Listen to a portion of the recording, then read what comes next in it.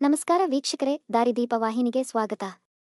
2026ರ ಈ ಪರಾಭವ ನಾಮ ಸಂವತ್ಸರದ ಯುಗಾದಿ ಹಬ್ಬವು ರಾಶಿ ಚಕ್ರದ 2ನೇ ರಾಶಿಯಾದ ವೃಷಭ ರಾಶಿಯವರ ಬದುಕಿನಲ್ಲಿ ಯಾವೆಲ್ಲ ಬದಲಾವಣೆಗಳನ್ನು ತರಲಿದೆ ಎಂದು ಇವತ್ತಿನ ವಿಡಿಯೋದಲ್ಲಿ ತಿಳಿಯೋಣ. ವೃಷಭ ರಾಶಿಯ ಅಧಿಪತಿ ಶುಕ್ರದೇವ. ಈ ವರ್ಷ ಶುಕ್ರನ ಕೃಪೆಯಿಂದ ನಿಮ್ಮ ಜೀವನದಲ್ಲಿ ಸುಖ, ಶಾಂತಿ ಮತ್ತು ಸಮೃದ್ಧಿ ಹೇಗೆ ಇರಲಿದೆ ಎನ್ನುವುದನ್ನು ಸಂಪೂರ್ಣವಾಗಿ ನೋಡೋಣ.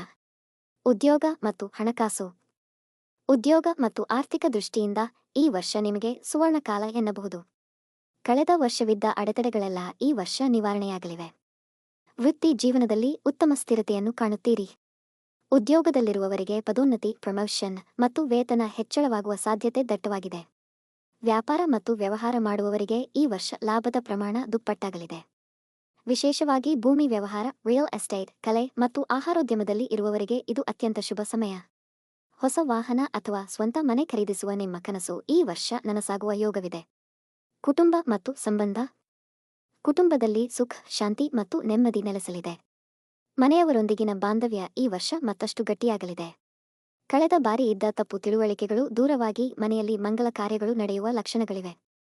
ಮದುವೆ ವಯಸ್ಸಿಗೆ ಬಂದಿರುವ ಅವಿವಾಹಿತರಿಗೆ ಶೀಘ್ರದಲ್ಲೇ ಕಂಕಣ ಭಾಗ್ಯ ಕೂಡಿಬರಲಿದೆ. ನಿಮ್ಮ ಜೀವನ ಸಂಗಾತಿಯಿಂದ ನಿಮಗೆ ಸಂಪೂರ್ಣ ಸಹಕಾರ ಮತ್ತು ಬೆಂಬಲ ದೊರೆಯಲಿದೆ. ಆರೋಗ್ಯ. ಆದರೆ ಆರೋಗ್ಯದ ವಿಚಾರದಲ್ಲಿ ಸ್ವಲ್ಪ ಎಚ್ಚರಿಕೆ ವಹಿಸುವುದು ಅವಶ್ಯಕ. ನೀವು ಉತ್ಸಾಹದಿಂದ ಇರುತ್ತೀರಾದರೂ ಆಹಾರ ಪದ್ಧತಿಯ ಬಗ್ಗೆ ಗಮನವಿರಲಿ. ಜೀರ್ಣಕ್ರಿಯೆ ಮತ್ತು ಗಂಟಲಿಗೆ ಸಂಬಂಧಪಟ್ಟ ಸಣ್ಣಪುಟ್ಟ ಸಮಸ್ಯೆಗಳು ಕಾಣಿಸಿಕೊಳ್ಳಬಹುದು.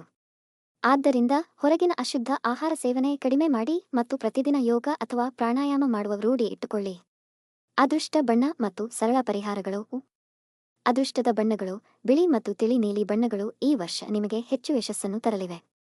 ಪರಿಹಾರ: ನಿಮ್ಮ ಆರ್ಥಿಕ ಸ್ಥಿತಿ ಮತ್ತು ಮನಸ್ಸಿನ ನೆಮ್ಮದಿ ವೃದ್ಧಿಯಾಗಲು ಪ್ರತಿ ಶುಕ್ರವಾರ ಮಹಾಲಕ್ಷ್ಮಿಯ ದರ್ಶನ ಮಾಡಿ. ಶುಕ್ರವಾರದಂದು ಮಕ್ಕಳಿಗೆ ಸಿಹಿ ಹಂಚುವುದು ಅಥವಾ ಬಿಳಿ ಬಟ್ಟೆಯನ್ನು ದಾನ ಮಾಡುವುದು ಅತ್ಯಂತ ಶ್ರೇಷ್ಠ.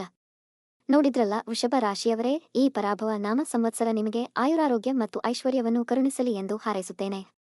ಈ ಮಾಹಿತಿ ನಿಮಗೆ ಇಷ್ಟವಾಗಿದ್ದರೆ ವಿಡಿಯೋಗೆ ತಪ್ಪದೆ ಒಂದು ಲೈಕ್ ನೀಡಿ ಹಾಗೂ ನಿಮ್ಮ ಆತ್ಮೀಯರೊಂದಿಗೆ ಹಂಚಿಕೊಳ್ಳಿ. ನಮ್ಮ ದಾರಿದೀಪ ವಾಹಿನಿಗೆ ಸಬ್ಸ್ಕ್ರೈಬ್ ಆಗೋದನ್ನು ಮರೆಯಬೇಡಿ. ಮುಂದಿನ ವಿಡಿಯೋದಲ್ಲಿ ಮಿಥುನ ರಾಶಿಯ ಭವಿಷ್ಯದೊಂದಿಗೆ ಭೇಟಿಯಾಗೋಣ. ಧನ್ಯವಾದಗಳು.